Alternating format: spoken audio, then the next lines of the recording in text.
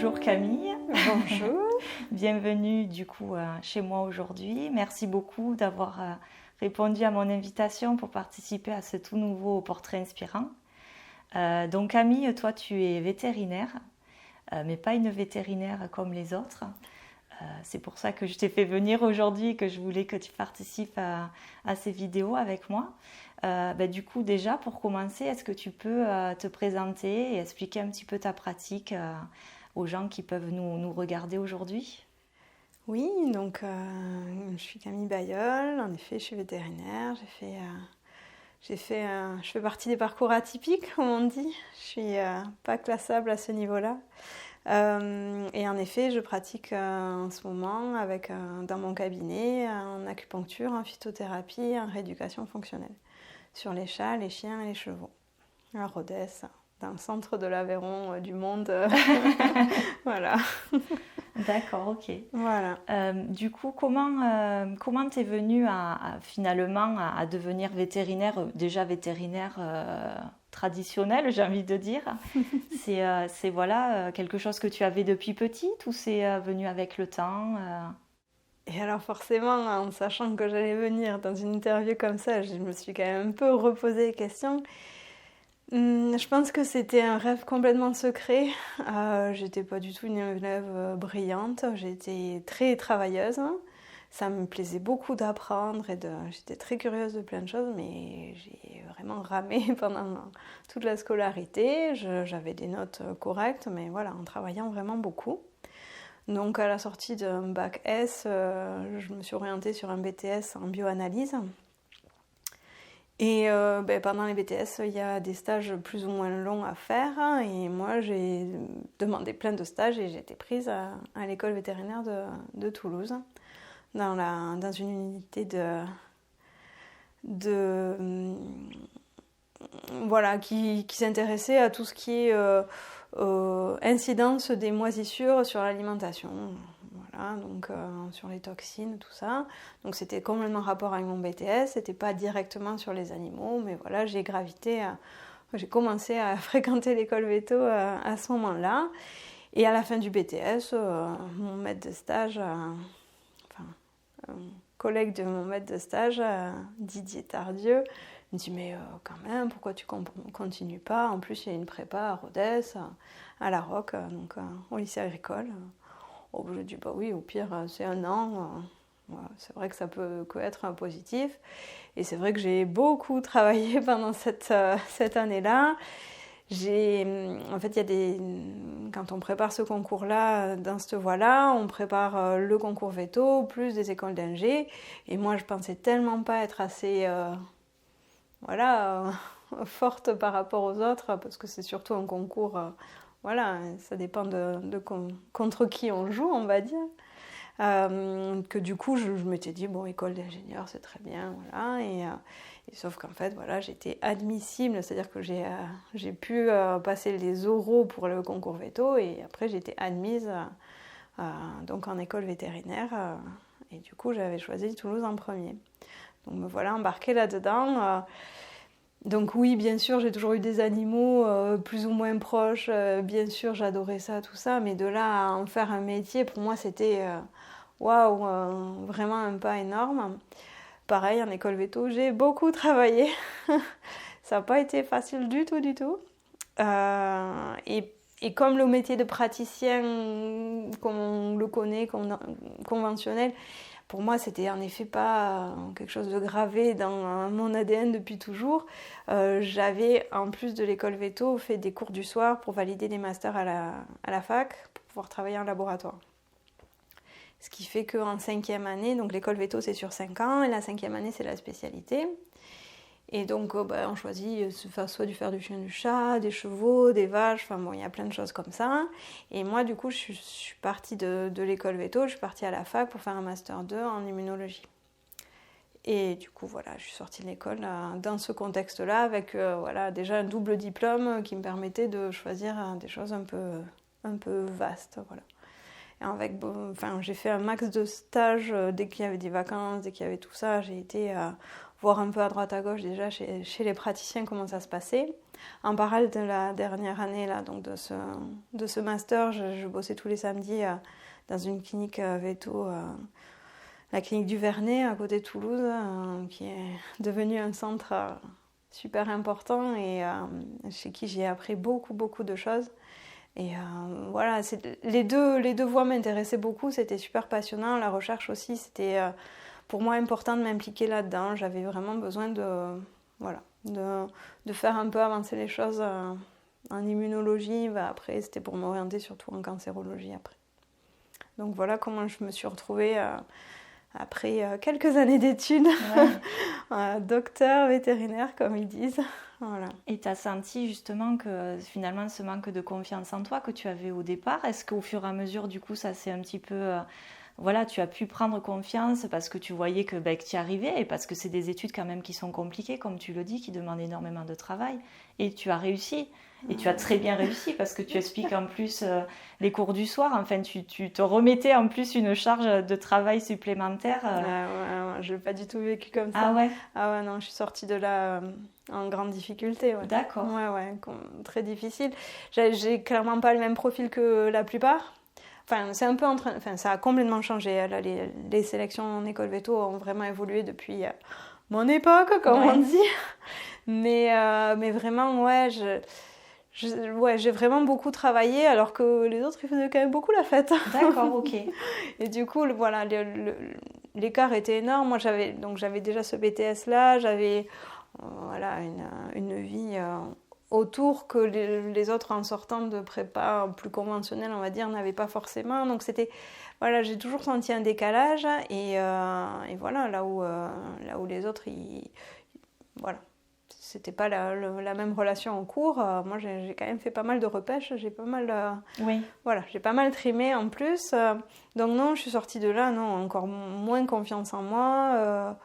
Voilà, les premières gardes que j'ai fait toute seule, on est nombreux à sortir de là en ayant peur, mais là, c'est vrai que voilà, moi, c'est pas des choses que j'en garde pas un souvenir super sympa, quoi.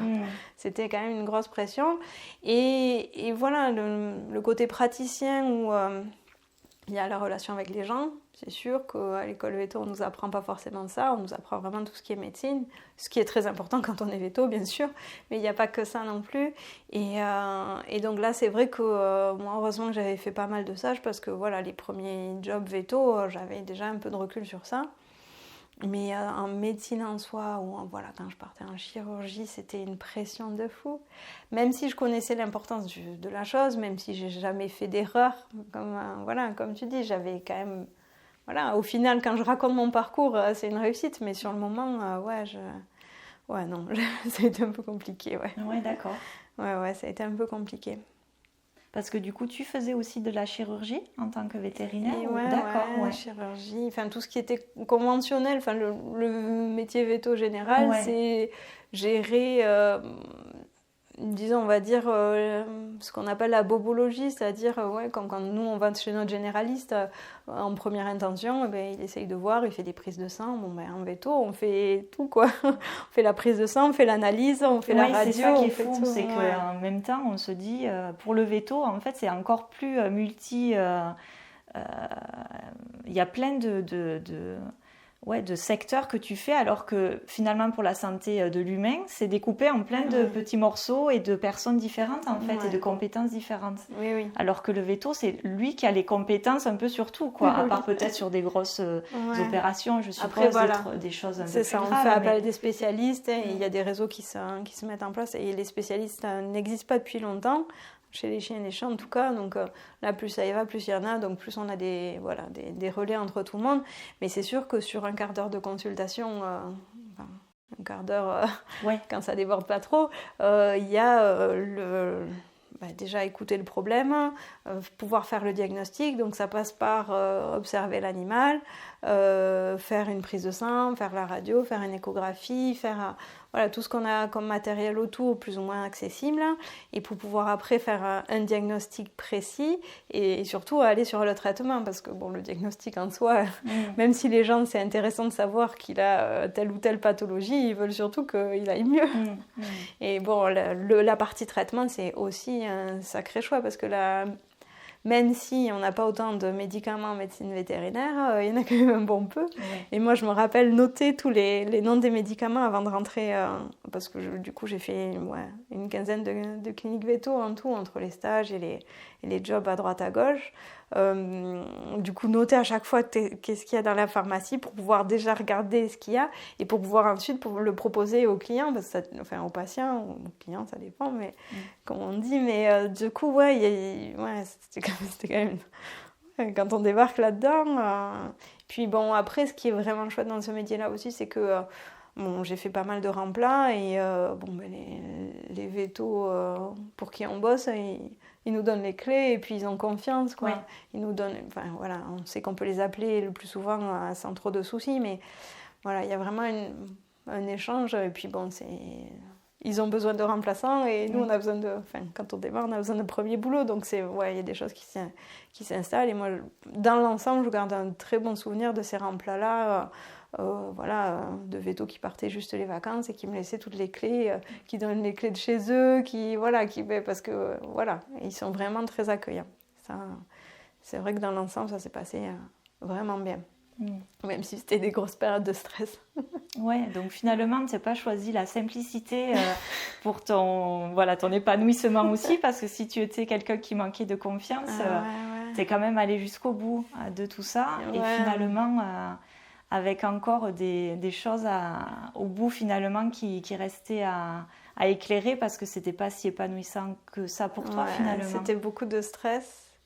Beaucoup de stress, mais franchement, on est nombreux à sortir de l'école véto dans cet état-là. Ouais, c'est normal. Hein. Donc après, c'est aussi le mode de sélection qu'ils ont. En faisant un concours comme ça, ils savent que après c'est les meilleurs qui restent, entre guillemets, qui tiennent le choc, quoi. Ouais, c'est une façon de sélectionner. Bon. Ouais. Mais après, c'est surtout que en sortant, en fait, à la fin du cursus véto, on soutient une thèse vétérinaire, qui donc moi était le lien entre le master à la fac et l'école véto. Et en fait, je me suis cassé le bras à ce moment-là. Je suis tombée de cheval, un super cheval magnifique, qui a eu peur de son étrier. Donc j'ai volé et je me suis écrasée au sol. Et donc ça a été... du coup, j'ai soutenu la thèse avec une attelle, ça a été un peu compliqué. Et ce qui a fait que j'ai pas pu exercer au début. Moi, je pensais faire de la bovine, je pouvais... pour moi, le champ des possibles était énorme. Et du coup, en ayant un bras en difficulté, j'ai pas pu faire exactement ça. Et je me suis limitée, entre guillemets, au chien, au chat, ce qui est déjà pas mal. Mais du coup, déjà, en sortie d'école, il y a des choses qui se sont, par elles-mêmes, un peu fermées. Voilà. Ouais, déjà ça prenait une direction en tout cas. Voilà, c'est ça. Apprendre, j'aurais pu insister, il y en a qui l'ont fait. Moi j'avais vraiment le bras trop abîmé à ce moment-là pour dire comme si. Et en plus, la bovine, quand on s'occupe des vaches, des brebis, de tout ça, c'est quand même encore un autre métier en fait. Et là, il y a besoin aussi d'être formé sur le terrain. Et là, clairement, moi j'étais pas apte physiquement à le faire, quoi. Ouais. Voilà. Donc du coup, tu es partie sur les chiens, les chats, un cabinet du coup... plus conventionnel de ville. Conventionnel, on peut pas vraiment dire ça. Mais du coup, cabinet de ville. D'accord. Et comment est arrivé finalement toutes les médecines parallèles, entre guillemets? Comment tu t'es dit, tiens, si on essayait autre chose pour nos animaux, quoi? Alors là, déjà, quand on choisit ce type, quand on va vers ces métiers-là, la barrière pro et perso est pas toujours très nette. Dès qu'on part sur le soin, dès que encore plus avec pas encore plus, mais moi ça résonnait bien entre le pro et le perso. Et quand je partais des cliniques, les problèmes ne restaient pas derrière la porte de la clinique et venaient plutôt avec moi. Donc du coup, l'évolution que j'ai eue personnelle, tout s'est toujours enchaîné jusqu'à présent en tout cas. Et en fait, avec le bras en écharpe, en sortant de l'école véto, ma mère a eu un diagnostic de cancer. Et là, le bras en écharpe, plus ça, tout a été vers moi, l'accompagner dans sa fin de vie. voilà, être là au quotidien, c'était pour le coup pas un choix, mais voilà, ça s'est fait comme ça. C'était une période très riche en émotions. Et j'avais déjà le bagage de médecine vétérinaire conventionnelle. Et je savais lire des analyses, et sans dire que je suis médecin en santé humaine, mais voilà, il y a des termes, enfin, je comprenais ce qui se passait, quoi.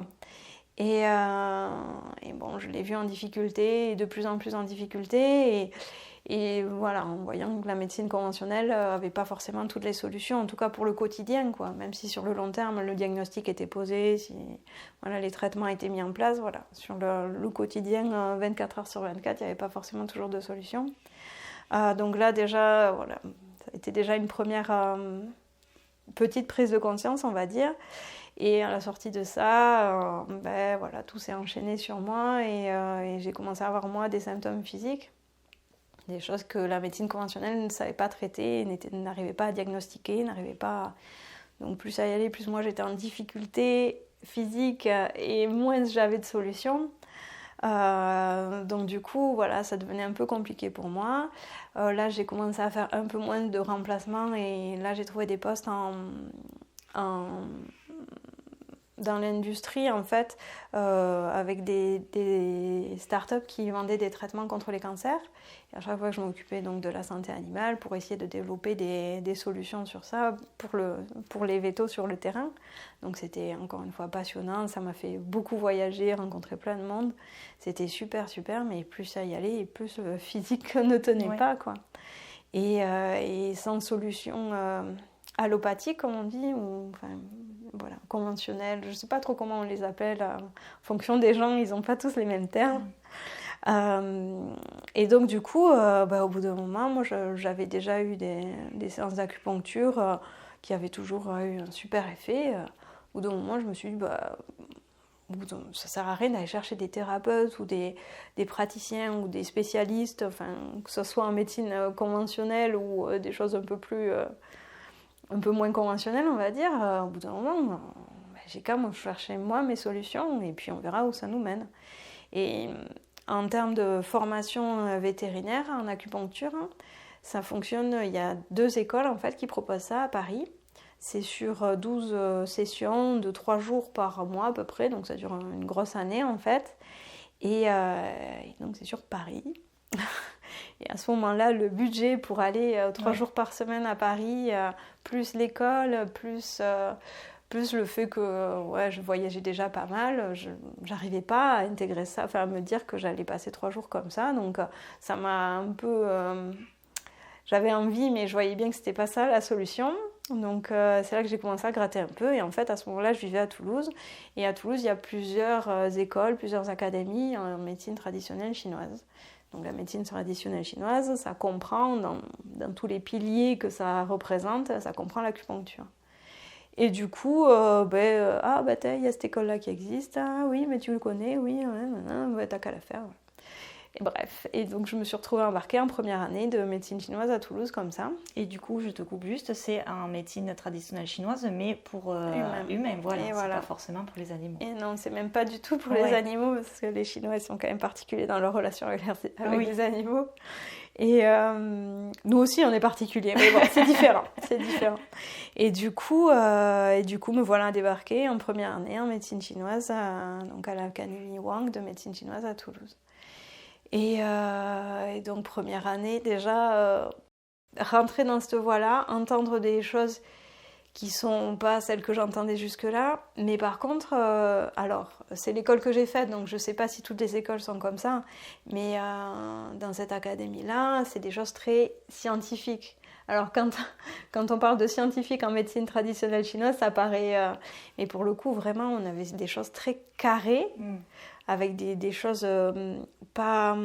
C'était pas perché, quoi. Il y avait vraiment une étude, un déroulement, des choses que, dans ma façon de penser et avec laquelle j'ai été formée en école véto, vraiment, il y avait des choses qui se déroulaient. Alors, c'était une autre poésie complètement. C'est des mots que je connaissais pas, des notions que je connaissais pas, mais avec un peu de curiosité et surtout avec l'envie, moi, de me trouver des solutions. ça pouvait complètement s'entendre que le sang, oui, c'est le sang, mais ça véhicule de l'énergie. Alors, en médecine chinoise, on appelle ça le qi, mais en médecine conventionnelle, on appelle ça le débit, le flux sanguin, et du coup, c'est juste que ça circule autrement, et donc du coup, oui, quand le sang ne circule pas, il y a la mort. Mais ça, la médecine chinoise, elle dit, quand il n'y a plus d'énergie, c'est que la personne est morte ou l'être est décédé. Mais en médecine occidentale, on dit la même chose. Moi, je me rappelle d'une chirurgie qui commençait à saigner pas mal. Et le veto avec qui j'étais en train d'opérer, qui avait plus d'expérience que moi, il me dit « Mais t'inquiète pas, tant que ça saigne, c'est que c'est vivant. » Et c'est vrai, c'est tout bête, hein. Mais sur le coup, c'était encore plus flippant sur ma chirurgie. Mais du coup, ça, c'est des choses qui sont restées. Et donc, du coup, voilà, sur la première année, j'ai commencé à évoluer comme ça. Et quand on fait évoluer des choses comme ça, il y a d'autres choses personnelles qui évoluent. Et que du coup, après plus de 10 ans à Toulouse, je me suis retrouvée à revenir à Rodez, ce fameux centre du monde, en tout cas du mien. Et c'était pas un objectif de vie. Enfin, je m'étais jamais dit, je sais pas, je m'étais jamais dit que j'allais revenir à Rodez, voilà. Et ça s'est fait, et tout en fluidité, en douceur. Et là, tu étais encore en formation pendant que tu es revenue à Rodez ? Ouais, dès la première année, en fait. Et voilà, rencontre, nouveau job, tout plein de choses qui se sont enchaînées comme ça. Et du coup, les 2 premières années, toujours pareil, je ne sais pas si toutes les académies, elles fonctionnent pareil, mais chez Wang, les 2 premières années, c'est plus orienté sur les Tuina, donc les massages. Alors, on n'a pas le droit de le dire, mais c'est plutôt thérapeutique, c'est-à-dire qu'on vient plutôt chercher à soulager des problèmes. Et donc du coup, c'était vachement intéressant, mais moi je ne cherchais pas que ça. Donc après la 2e année, j'ai continué en 3e année. Et puis vu qu'on en est là, on va finir jusqu'à 5 ans. Et entre l'école Veto et l'académie Wang, j'avais laissé passer 4 ans sans étudier. Là, 5 ans de plus, je crois qu'il ne me fallait pas une année de plus, ça devenait un peu compliqué parce que c'était très dense quand même. Et c'est des cours, mais voilà, ça nous fait vraiment vivre des choses, quoi. Il y a plein de choses qui se sont mises en place, donc c'est là que j'ai commencé le yoga, le qigong, la méditation, mais qui sont en fait, tout ça est lié. Oui. Et donc du coup, ça m'a aidé à faire vraiment un développement personnel, quoi, en plus de ça. Donc bien sûr, c'est facile de le dire après, mais mes problèmes se sont résolus. Oui. Je me connais beaucoup mieux. Donc ça fait déjà 2 bons points, rien qu'en 5 ans. Et du coup, c'est vrai que je suis vraiment rentrée dans cette école-là avec l'idée de me soigner moi, quoi. Et 2e année, 3e année, là j'ai commencé à regarder en veto comment ça se passait. Donc il y a eu une association en fait, une association française de veto qui font de l'acupuncture et des pratiques un peu comme ça. Donc du coup j'ai commencé à aller un peu à des congrès, des réunions un peu comme ça, à voir un peu comment ça marchait. J'ai lu tous les livres qui ne sont pas très nombreux mais qui sont très très denses et très très riches. Alors, grosso modo, je dirais que je suis la 3e génération de veto en acupuncture en France. D'accord. Donc on n'a pas beaucoup de recul. Voilà. C'est que des techniques qui sont en fait adaptées de la santé humaine à la santé animale. Les premiers écrits qu'il y a eu sur ça, c'est sur les chevaux. Parce qu'en Chine ancienne, les seuls animaux qu'on avait besoin de traiter, c'était les chevaux. Les autres, c'était pas un sujet. Oui. Mais comme en Europe, c'était pas... C'est les premiers... en école veto, les premières écoles veto européennes, c'était une école française. Et c'était que des chevaux qui s'occupaient. Mais déjà 2 générations avant toi, ça va pas si loin que ça, quoi. C'est vrai qu'on se dit c'est pas du tout ancien. Non, c'est pas ancien. Ça s'est développé à peu près en même temps que l'ostéopathie animale. Donc voilà, c'est des choses un peu qui évoluent comme ça. Et donc du coup, voilà, j'ai une 3e année, j'ai commencé à me dire je pratiquais. Donc je travaillais dans un cabinet. Dans une clinique conventionnelle, donc du coup j'ai commencé à en parler un peu. Oui, tu peux rajouter des séances d'acupuncture si tu veux. Donc j'ai commencé à pratiquer un peu comme ça. Et puis après, il y a tout qui s'est accéléré. Et donc, du coup, pour pouvoir vraiment pratiquer en acupuncture, à ce moment-là, je n'ai pas trouvé d'autre solution que d'ouvrir mon cabinet. Pas que je veuille pas m'associer, au contraire. Voilà, c'est le travail d'équipe, surtout avec les autres jobs que j'ai eus. Je sais vraiment ce que c'est et j'adore ça. Mais là, à ce moment-là, quand j'ai ouvert ça, je n'ai pas trouvé d'autre solution. Et donc du coup, au début, dans ma tête, c'était que de l'acupuncture, que des chiens et des chats.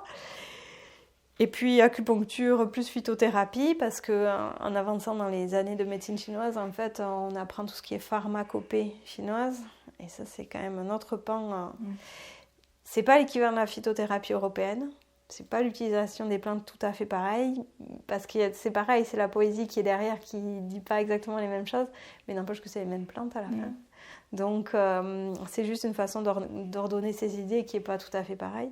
Et donc, du coup, forcément, je me suis mis à l'utiliser sur les animaux. Et puis, du coup, après, j'ai fait des chevaux. Et puis, du coup, après, j'ai fait les humains.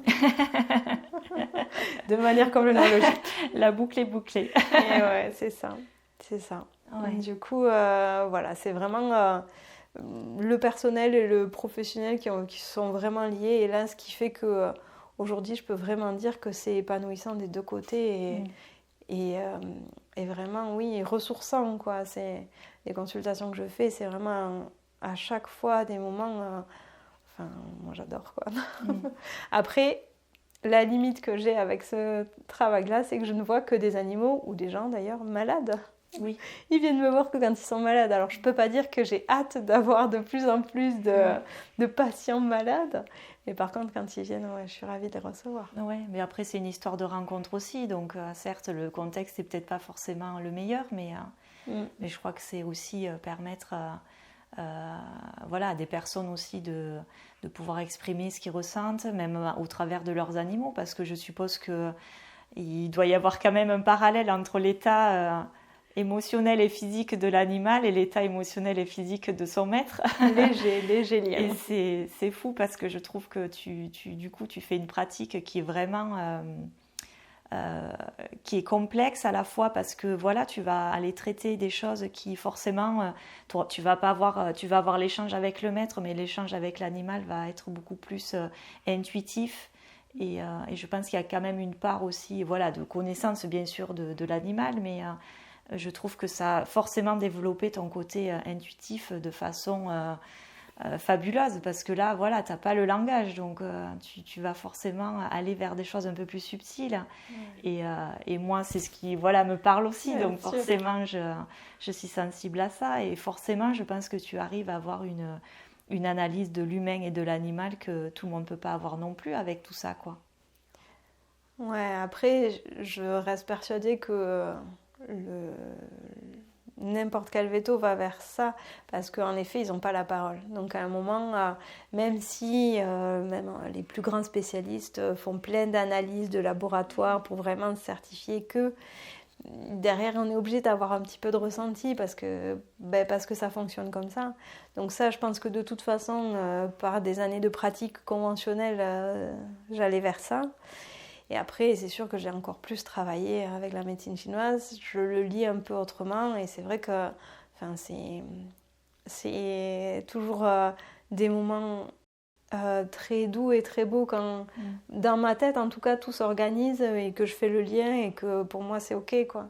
J'arrive à voir justement la suite que je peux donner et le traitement que je peux proposer, parce qu'encore une fois, juste faire un diagnostic, ça n'aide pas grand-chose. Ce qu'on veut vraiment, c'est aller jusqu'au traitement et pouvoir accompagner pour après. Et ça, c'est sûr que oui, il y a un petit fond qu'il faut être un peu plus subtil, ouais. Et c'est pour ça que pour moi, en tout cas, c'est une pratique que je ne peux faire que acupuncture si on n'est pas aligné. Si on n'a pas fait un peu de qigong, yoga, méditation, un peu de travail sur soi. Voilà, ça passe pas pareil, quoi. Mais tout comme tous les soins un peu différents qu'on peut proposer, s'il n'y a pas déjà un travail sur le thérapeute ou le soigneur, c'est pas le même soin. Voilà. Et donc pour moi, c'est important de être alignée pour pouvoir justement écouter et pas moi me faire mon film. Ouais. Parce que sinon c'est facile de partir sur ça. Et vraiment, les concepts de médecine chinoise, moi, m'ont permis de vraiment aligner ce que je ressentais déjà avant, en fait. Et que je n'arrivais pas à aligner pareil, quoi. À lier et tout. Et... ouais, pour moi, c'est important de faire le lien entre les deux. Et après, bien sûr, le lien à l'humain. Mais le lien à l'humain, c'est pareil. En médecine conventionnelle, quand on diagnostique un diabète chez un chat ou un chien, c'est impressionnant le nombre de gens qui me disent « Ah oui, mais c'est bon, je sais ce que c'est, mon mari est diabétique » ou « Je suis diabétique » ou... Enfin, voilà, les liens, on les connaît déjà. Et là, c'est vrai que bon, je vais sur des trucs un peu plus... Oui. Mais déjà, je pense que aussi l'évolution de l'humain avec les animaux, je veux dire maintenant dans notre monde occidental bien sûr, les gens qui ont des animaux en tout cas et qui les aiment pour le coup, parce que bon après il y a de tout, mais ceux qui les aiment, ils ont quand même une connexion particulière et ils ressentent, ils savent que voilà, il se passe quelque chose autre que c'est mon chien, c'est mon chat, c'est mon cheval, et forcément il y a déjà des choses qui se créent, donc ils ont aussi confiance au fait que le professionnel aussi peut avoir ces ressentis-là et puisse, en dehors d'un système bien établi scientifique, pouvoir évoluer dans quelque chose de plus subtil. Parce que c'est là, en fait, et la preuve en est, c'est que l'humain, d'accord, on peut se dire, voilà, la médecine traditionnelle chinoise, c'est placebo, c'est peut-être il se joue quelque chose, et le fait de donner de la confiance à quelqu'un, on se sent déjà mieux. Mais l'animal, lui, tout ça, ça lui passe au-dessus. Donc forcément, c'est le résultat aussi qui va montrer le fait que ce soit efficace et qu'on est sur le bon chemin avec le soin qu'on propose, quoi. Ouais. Et ça, je trouve ça génial parce que finalement, t'es vraiment obligé d'être dans cette écoute de toi pour être dans l'écoute de l'autre et de l'animal. Parce que je suppose que si l'animal il veut pas se laisser faire, ben tu vas pas pouvoir avancer sur le protocole. Donc c'est lui qui va décider finalement.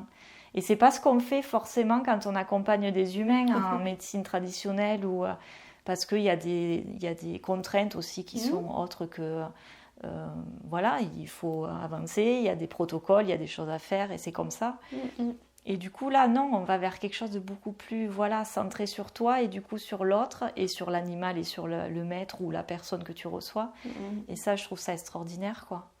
Ouais, après, enfin, moi, j'essaye même pas de faire des consultations de moins d'1 heure. Pour moi, c'est important de bien vraiment poser les choses.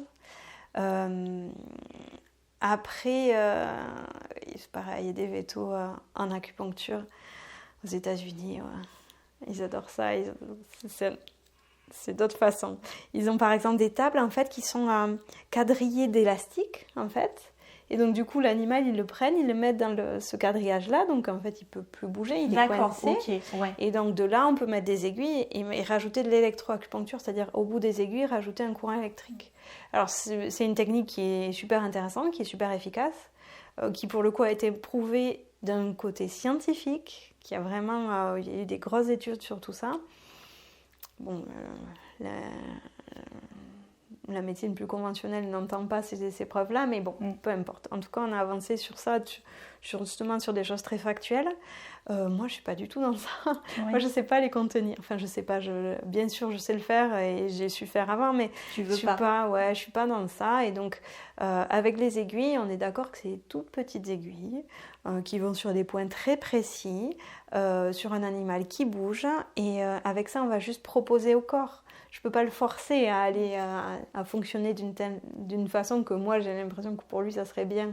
C'est vraiment une proposition et lui après pendant 2-3 jours, mais comme en ostéopathie ou comme quand on fait d'autres soins, il y a 2-3 jours où bon, il regarde s'il accepte la proposition ou pas. Il y en a qui l'acceptent direct et d'autres ils négocient. Mais ça c'est leur chemin. Et comme en médecine humaine, comme en médecine conventionnelle, enfin voilà, à partir du moment où il y a un patient, un être en difficulté, on peut proposer des guérisons, mais c'est lui qui prend les clés. Et ça, sur les animaux, c'est flagrant. Les moments où les traitements ne fonctionnent pas, c'est qu'il y a des blocages ailleurs et l'animal ne veut pas forcément être soigné. Il y a encore d'autres choses. Mais c'est pareil chez les gens. Oui. Et ça, voilà, moi, le but de mes séances, des consultations comme ça, c'est vraiment de proposer quelque chose. Et voilà, quelque chose de plus varié possible, de plus complet possible, parce que même si je prescris pas des antibiotiques ou si je fais pas de vaccins anti-inflammatoires, de tout ça, quand il y en a besoin, c'est trop bien d'y avoir accès, d'être en France en 2022 et de pouvoir donner ça à son animal. Donc même si je le prescris pas, surtout je fais le lien avec les vétos traitants, Oui. même si c'est pas un mot vraiment qui existe, mais les vétos habituels. Et du coup, ouais, on prend le relais tout le temps, quoi. Mais je crois que c'est complémentaire, tout simplement. Hein. Il y a eu des progrès à un moment donné qui ont été faits dans la médecine et pour les animaux et pour les humains. Et c'est normal aussi de pouvoir s'aider, enfin voilà, d'autres techniques et de pouvoir justement compléter les deux, quoi. Parce que je crois que c'est cette part holistique finalement qui va faire que la personne en difficulté ou l'animal en difficulté va pouvoir se sentir mieux et trouver aussi peut-être des clés en lui pour avancer sur son chemin, quoi. C'est sûr. Tout à fait, c'est des pistes et après voilà, on aide au maximum. Alors que quand on prescrit des plantes, donc moi dans ma pratique, le plus souvent c'est voilà, une séance en acupuncture et souvent je donne un relais à la maison avec des plantes. Avec les plantes c'est pas pareil, là on peut forcer vraiment l'organisme, on peut l'aider en disant vraiment il faut vraiment que tu fonctionnes comme ça parce que sinon c'est pas possible en fait. Tu vas à ta perte, quoi. Voilà, c'est ça. Et l'avantage des plantes c'est que contrairement à des principes actifs, qui sont souvent extraits de plantes d'ailleurs, on utilise le totem, ce qu'on appelle le totem de la plante. On prend tous les composants de la plante quand on donne un traitement avec des plantes. Et donc du coup, voilà, c'est pareil, on peut le voir sur quelque chose de très factuel. Le plus flagrant, enfin le plus connu de ces exemples, ça serait le curcuma. Donc le curcuma, ça fait encore débat beaucoup parce qu'en termes d'efficacité, on dose la curcumine. Et la curcumine, elle semble être plus concentrée quand elle est absorbée en même temps que du poivre noir ou d'autres choses comme ça.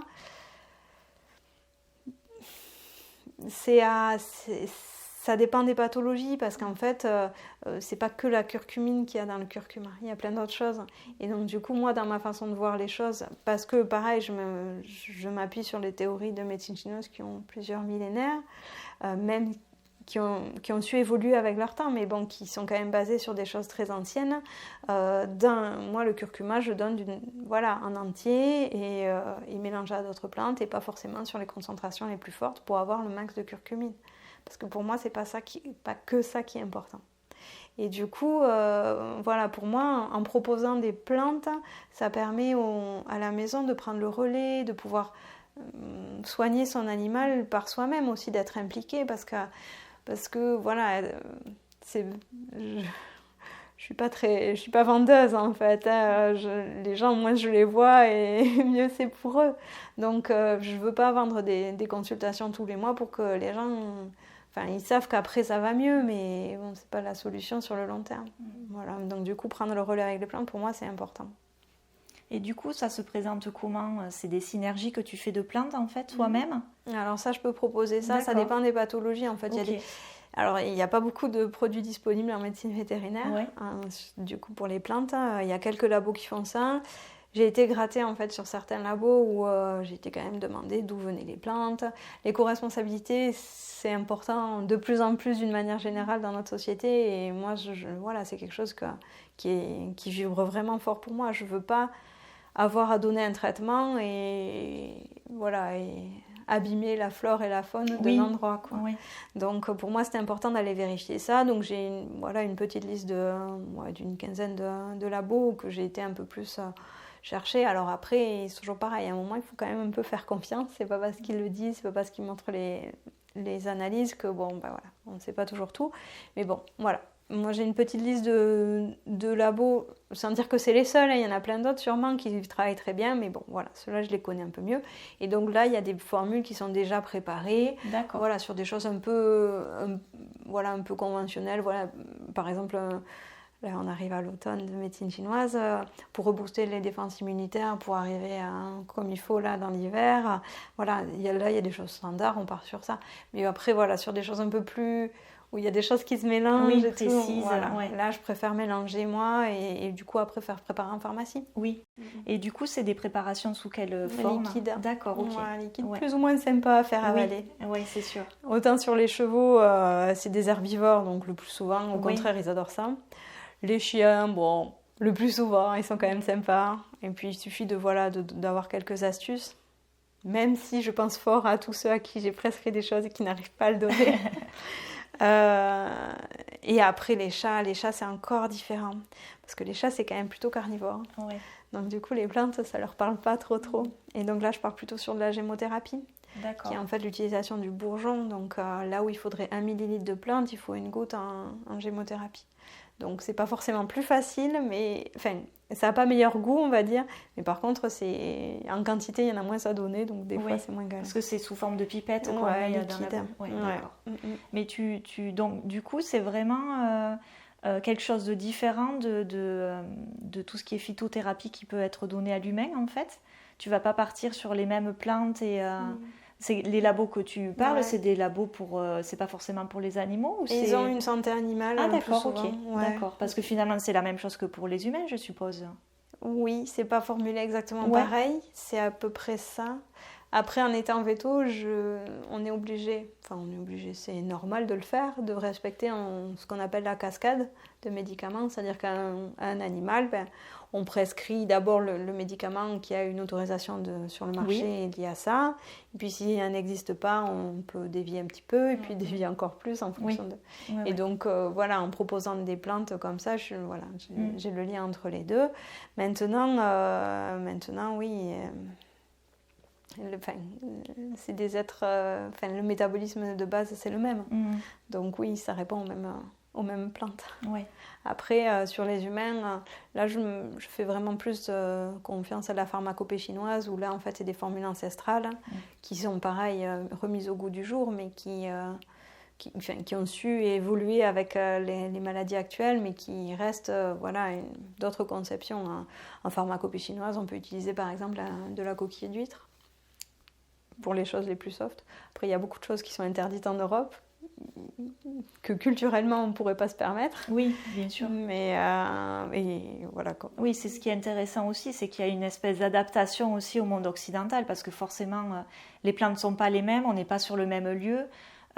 Et je suppose aussi que tu fais attention au fait ça sert à rien d'aller chercher une plante à l'autre bout du monde si on peut avoir une correspondance avec une plante qu'on a nous ici, parce que si on est ici, c'est que nous on a à traiter avec les choses qu'on a près de chez nous aussi. Je pense que c'est oui, et puis bon voilà, les Chinois c'est aussi d'autres tempéraments. Voilà, là par exemple, moi des choses qui ont vraiment été je suis contente de savoir ça en fait. Dans certains hôpitaux en Chine, ils ont un service conventionnel, on va dire, et un service traditionnel. Et donc, grosso modo, quand on a des problèmes, on va directement sur quelque chose de médecine conventionnelle. Et après, il y a le service de médecine traditionnelle qui passe et qui rajoute ce qu'il faut. Et par exemple, sur un traitement de cancer, alors, les Chinois, quand ils arrivent pour traiter un cancer, souvent c'est à des stades très avancés parce que la maladie en Chine, c'est pas quelque chose qu'il faut montrer. Oui. Voilà, c'est une autre culture, c'est encore vraiment différent.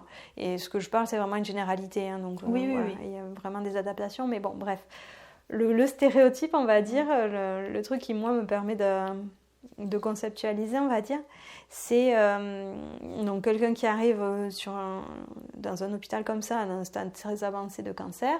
Il a dans une veine la chimiothérapie comme on pourrait l'avoir nous, mais sauf qu'il le dose 7 à 8 fois plus que nous. C'est-à-dire des doses qui pour nous sont même pas imaginables en fait, on ne pourrait pas injecter ça à quelqu'un. Dans l'autre veine, il rajoute de la pharmacopée chinoise en intraveineux, chose que pareil on n'a pas accès en France, avec des produits un peu plus interdits on va dire en Europe. Et partout sur le corps, il y a des aiguilles d'acupuncture pour contrebalancer la chimiothérapie. Donc j'ai pas de stats pour savoir qui est le plus efficace et voilà. Mais voilà, c'est vraiment une autre façon de soigner. Et là, pour le coup, moi je trouve que c'est important de voir qu'il y a tout qui peut se mélanger dans la même personne. Oui. Et donc l'idée générale en médecine chinoise, c'est la maladie, enfin, l'être en fait, on pourrait voir ça comme un arbre avec des racines et des branches. Et donc avec la chimiothérapie, on va traiter les branches, qui sont des choses importantes, parce que pour le coup, la personne, elle vient vraiment pour ça. Mais avec la pharmacopée chinoise, on va vraiment s'intéresser aux racines, c'est-à-dire pourquoi il a développé un cancer. Et ça c'est ce petit truc en plus qui, moi, je trouve ça tellement épanouissant dans les consultations que je fais, c'est d'aller chercher les racines. Donc... encore une fois, ça ne solutionne pas tout, voilà, ça reste en soutien à plein d'autres choses, mais pour moi, c'est chouette d'avoir le temps d'aller chercher ses racines. Voilà. Juste passionnant. Ouais. Non, mais c'est sûr que c'est vraiment hyper intéressant de pouvoir faire les liens entre toutes ces choses-là et puis à la fois de pouvoir...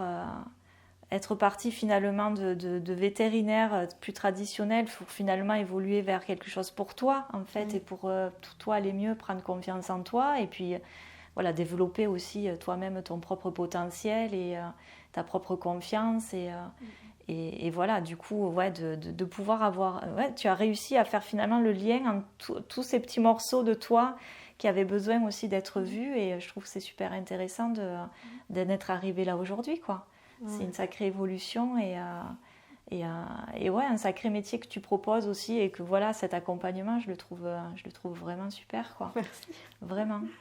Et est-ce que tu as l'impression aussi, parce qu'on peut entendre aussi parler de la communication animale, toutes ces choses-là, est-ce que pour toi, c'est quelque chose que tu as l'impression un peu de toucher du doigt à certains moments aussi quand tu travailles ou Ça, c'est des choses qui peuvent se dire quand on sort de mes consultations, parfois. Moi, mon job, en tout cas dans cette période de vie, ce que je propose là, c'est vraiment de m'intéresser à ici et maintenant. Donc, c'est-à-dire que déjà, quand l'animal ou la personne sort de la salle de consultation, c'est déjà plus la même. Il y a vraiment du mouvement tout le temps. Et donc du coup, voilà, moi la seule chose qui m'intéresse quand quelqu'un vient en consultation, c'est de voir qu'est-ce qui se passe ici, maintenant pour lui. C'est pour ça que même s'il revient, je repars à zéro en fait. Alors des fois, je repose les mêmes questions, bon, bref. Mais les réponses peuvent...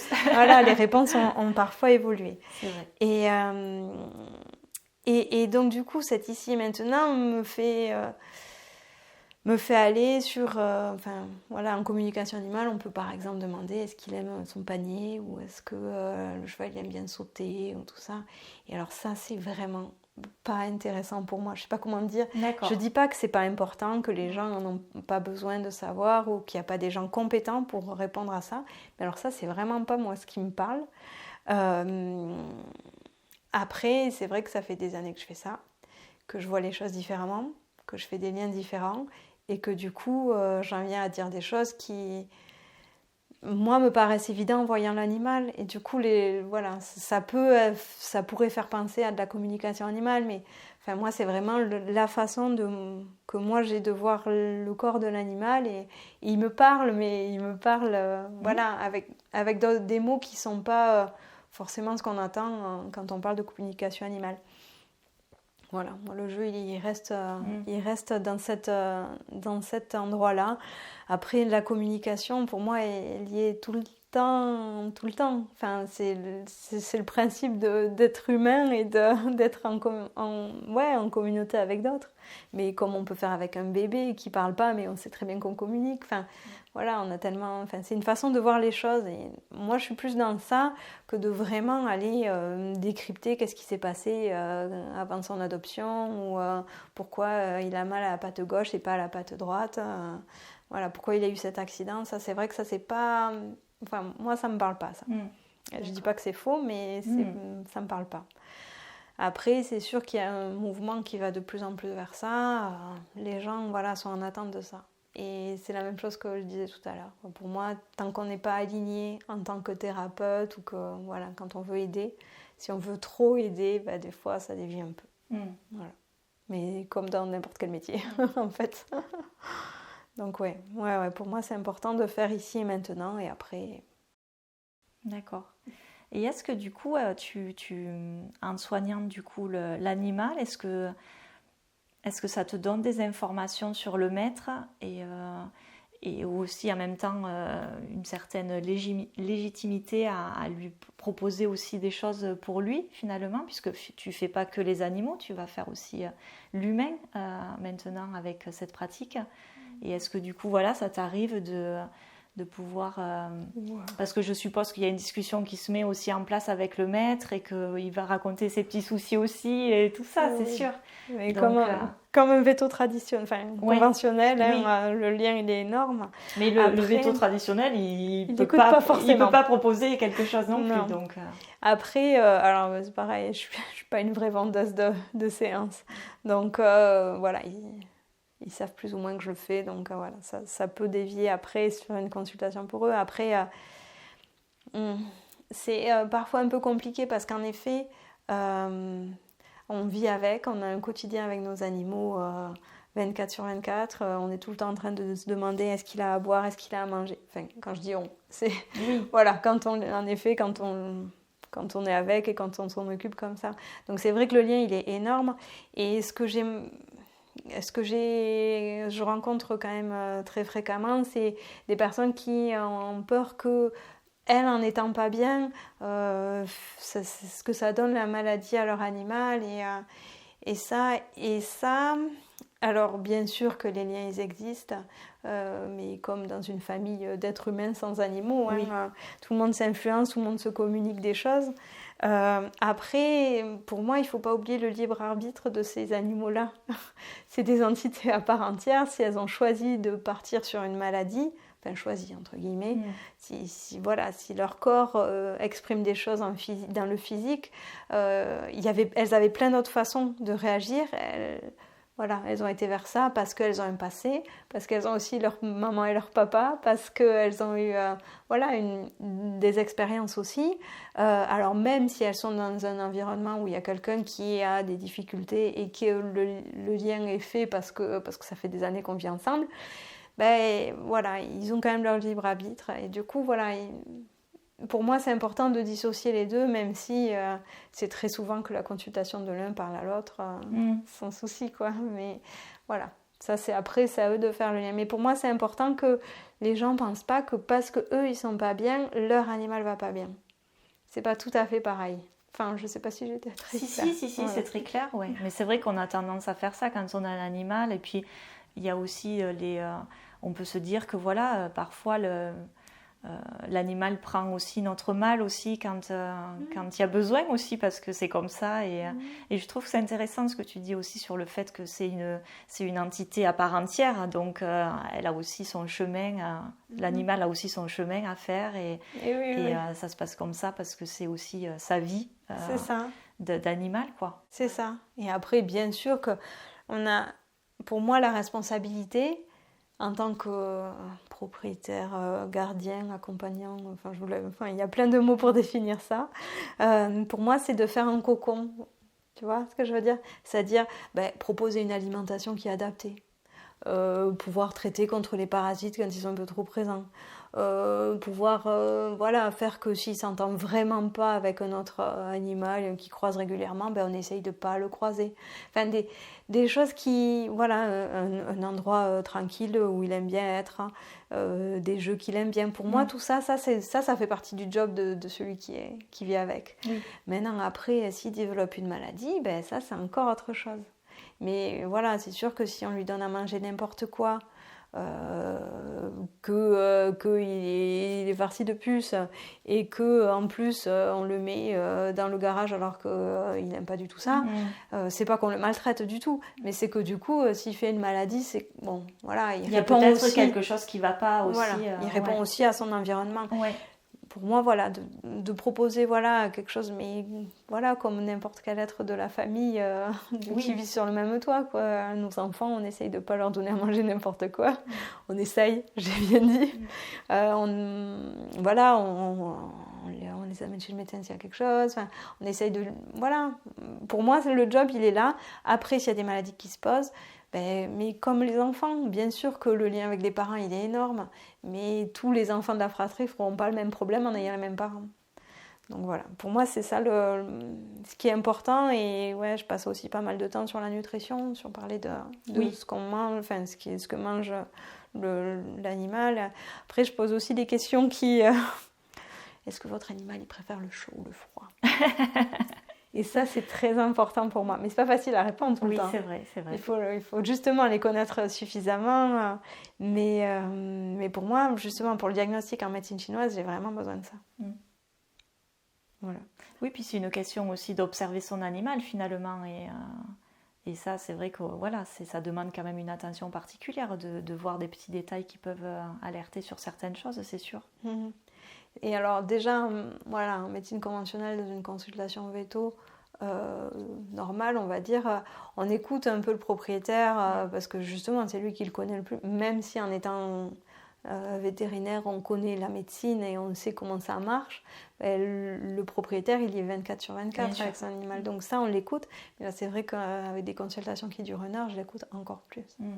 Et ça, pour moi, ouais, c'est même très important. Sans dire que ça donne les solutions à tout, mais au moins, voilà, moi, ça m'oriente sur tout ça. Oui. Donc du coup, c'est pas forcément des personnes que tu peux recevoir en médecine traditionnelle chinoise. C'est pas forcément des clients qui viennent pour leurs animaux. Ça peut être aussi ouvert à d'autres personnes qui n'ont pas d'animaux et qui veulent essayer ou en tout cas aller vers ce genre de technique. Ouais. Après, ce que je me suis rendu compte aussi en ouvrant ce cabinet-là en particulier, en sortant d'un parcours trop conventionnel, et sans le proposer en plus d'autres consultations qui seraient du vaccin, de la stérilisation, tout ça, les gens qui viennent me voir, ils sont déjà sensibles à tout ça en fait. Bien sûr. Donc du coup, c'est quand même très très confortable pour travailler comme ça. Ils se sont forcément déjà intéressés à ça pour essayer ce genre de technique. Ouais. C'est ça. Oui. Et je dirais que les gens qui viennent, voilà, soit ils l'ont utilisé pour eux, souvent c'est les femmes enceintes en fait, qui ont eu de l'acupuncture parce que quand on est enceinte, on n'a pas 50 solutions. Oui. Et donc du coup, qui ont eu de l'acupuncture à ce moment-là et qui du coup, quand il y a quelque chose de trop chronique qui s'installe chez leur animal, ils pensent plus facilement. Et après, c'est vrai que ce qui est plus connu sur les chiens, les chats et les chevaux d'ailleurs, c'est l'ostéopathie. Ça, c'est quelque chose qui est vraiment...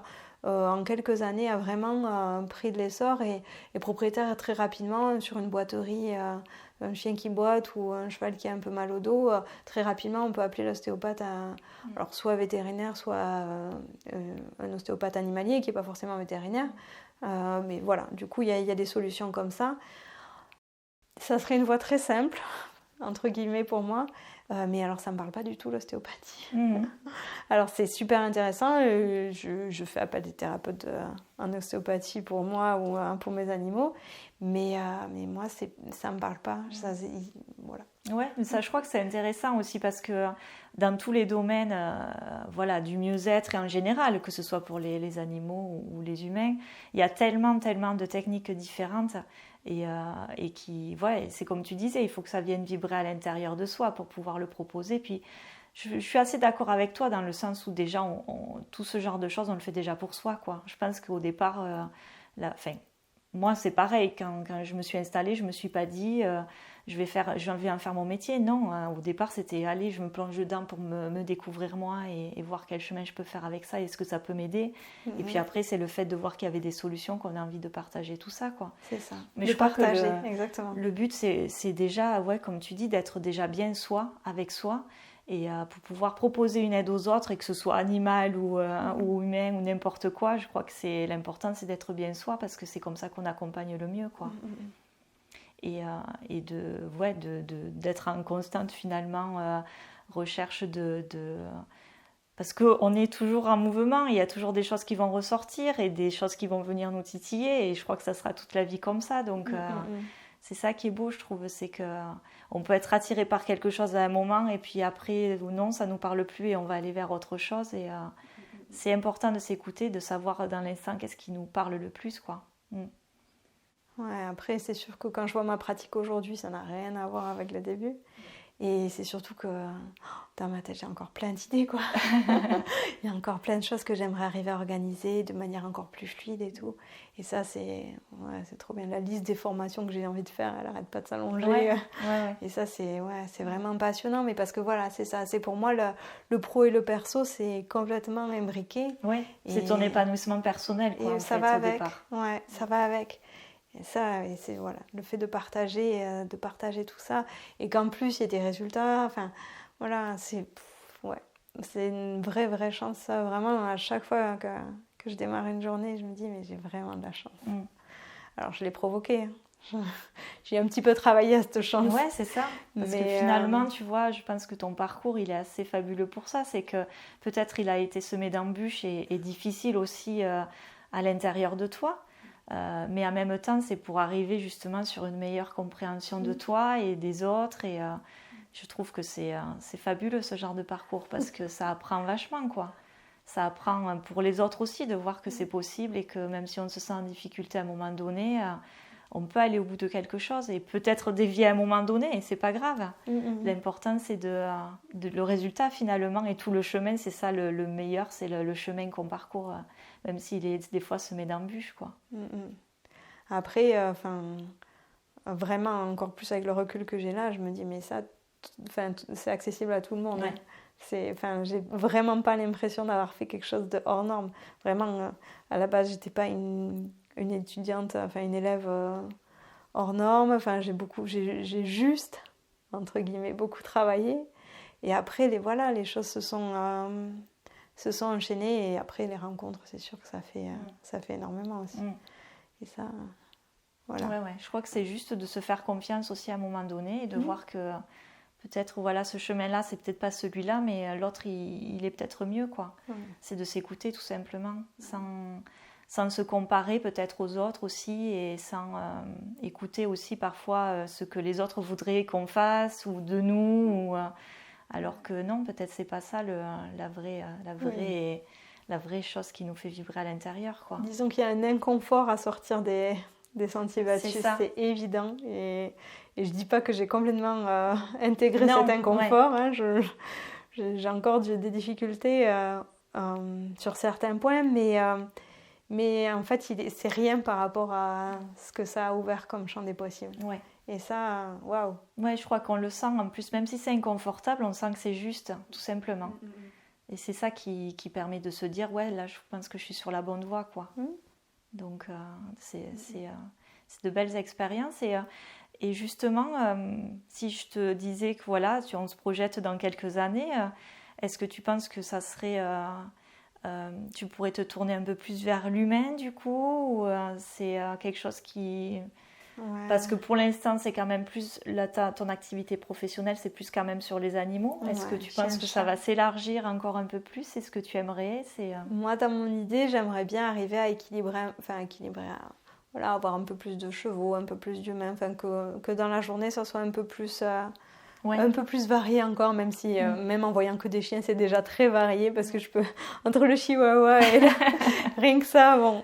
Mais c'est vrai que voilà, moi, mais bon, voilà, tout mon parcours montre ça, quoi. J'aime bien qu'il y ait plein de choses différentes, quoi. Mais après, entre ce qu'on a envie et ce qui va se passer, il y a encore plein de choses qui vont se présenter.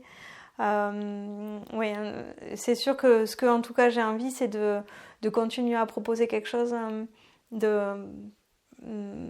d'encore plus juste. Alors je sais que déjà j'ai l'impression de toucher du doigt ça, mais que j'en aurais jamais de toute mon expérience de vie pour être sur ça. Donc du coup, moi j'essaye vraiment de continuer à travailler sur moi pour que ça soit encore plus fluide et tout ça.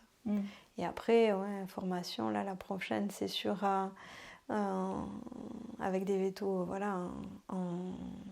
en acupuncture sur les merveilleux vaisseaux. C'est des vaisseaux, des méridiens en fait, qu'on utilise mais qu'on connaît peut-être un peu, on a passé un peu moins de temps nous en formation, même si on les connaît, Voilà, là, approfondir ça, ça ouvre des possibilités de fou, en fait. D'accord, ok. Donc ouais, c'est ça. Enfin, et puis la tonne de livres à lire, voilà. Ouais. Tout ça, c'est sûr que à chaque fois, ça me fait évoluer sur plein de choses. D'accord. Et tu parlais au départ du massage Tuna que tu as fait au départ les 2 premières années de formation. C'est des choses du coup dans le massage que tu peux retrouver aussi dans ta technique pour les animaux. Tu vas faire aussi D'accord, ok. Complètement. Après, c'est vrai que je suis pas éteinte dessus, mais du coup, voilà, en proposant de la physiothérapie, donc la rééducation fonctionnelle, quand l'animal a soit été opéré, soit une boiterie, soit ne peut pas être opéré, justement, voilà. Il y a maintenant, depuis plus de 15 ans, une voie vétérinaire voilà, qui s'est un peu plus intéressée à ça. Et là, voilà, moi j'ai fait, il n'y a pas 50 000 équipements, mais voilà, je suis équipée pour ça. Et c'est vrai que ça reste des massages pareil, quoi. Alors c'est vrai que moi j'insiste inconsciemment presque sur les points d'acupuncture, mais n'empêche que voilà, d'une manière générale, ça fonctionne comme ça. Et pour moi, c'était important cette rééducation fonctionnelle parce que chez l'homme, on pourrait proposer du Qigong par exemple après une séance en disant voilà, là il y a vraiment le bras par exemple, on peut très bien proposer des mouvements pour essayer de libérer ça. Et je me disais, mais sur les animaux, on ne le fait pas. Et oui. Alors, on leur fait confiance, ils savent faire, mais bon, quand même, je suis contente de proposer des exercices plus spécialisés. Et toujours pareil, que les gens puissent prendre le relais à la maison. Parce que l'idée, c'est pas qu'ils me le ramènent tous les jours. C'est vraiment qu'ils puissent faire des massages, des mobilisations passives ou actives à la maison pour pouvoir faire avancer. Mais comme on irait chez le kiné, entre 2 séances de kiné, si on fait rien, c'est pas qu'on perd, mais on gagne pas. Et du coup, les Twinas, c'était vraiment ça a commencé à faire avancer la perception. La justesse dans les tissus. Et encore une fois, c'est d'autres mots, mais en Twina, on propose, en tout cas, moi, je suis pas mal sur des techniques pour libérer les fascias. Donc, c'est cet espace entre les os, les muscles, voilà, tout ce qui permet que ça coulisse, en fait. Et ça, en médecine chinoise, ça a un nom, en fait. C'est un organe en soi. On appelle ça le triple réchauffeur. Alors, c'est des concepts... quand je dis fascia et triple réchauffeur, c'est très grossier. Mais bon, il y a quand même un lien comme ça qui est très important. Et donc, du coup, pour moi, c'est important d'aller travailler sur ça parce que c'est la base du mouvement. Et la chose essentielle en médecine chinoise, c'est quand il n'y a pas mouvement, il y a douleur. Et en médecine occidentale, c'est pareil. Là, les gens qui ont de l'arthrose, on n'a pas besoin de leur dire. Ils savent que s'ils arrêtent de bouger, ça fait encore plus mal. Et voilà, quand il n'y a pas mouvement, il y a douleur. Donc du coup, tout ce qui met en mouvement, ça aide. Que ce soit sur le plan physique ou un peu plus subtil. Voilà. D'accord, bon, très bien. plein de belles choses en tout cas qui se sont dites. Merci beaucoup en tout cas. Est-ce que peut-être tu as quelque chose à rajouter ou c'est bon pour toi? Non, c'est bon. Ou un message à partager sur ta pratique ou pas? Il n'y a pas d'obligation. Non, voilà, juste je suis contente d'exister en fait, de pouvoir proposer ça et que les gens ils soient réceptifs. C'est sûr que j'ai beaucoup de reconnaissance envers ça aussi, parce que faire son petit truc sans pouvoir le partager, c'était pas ce que j'avais envie en tout cas. Voilà. Donc merci juste. Très bien, merci beaucoup en tout cas pour ce bel échange, c'était super enrichissant, on a appris plein de choses, donc j'espère que ça pourra parler à plein de personnes. Et puis voilà, juste la découverte de se dire que ça peut exister, parce que c'est vrai que je pense que c'est pas forcément des choses qu'on entend parler facilement dans ce genre de secteur-là. Donc c'était bien, je trouve, de mettre une petite lumière dessus pour faire découvrir tout ça. Merci beaucoup. Écoute, merci à toi, et je vais mettre de toute façon en dessous la vidéo tous les liens pour pouvoir te contacter pour d'éventuelles questions ou même pour des consultations avec toi. Donc voilà, merci beaucoup en tout cas pour ce bel échange, et bonne continuation en tout cas sur ton chemin avec tout ce que tu peux proposer. Il n'y a plus qu'à. Cette vidéo est à présent terminée. Vous pouvez la liker si vous l'avez appréciée, la partager si vous pensez qu'elle peut parler à d'autres, la commenter, je serai très heureuse de vous lire. Vous pouvez aussi vous abonner à ma chaîne afin de me soutenir dans cette belle aventure. Je vous dis à bientôt.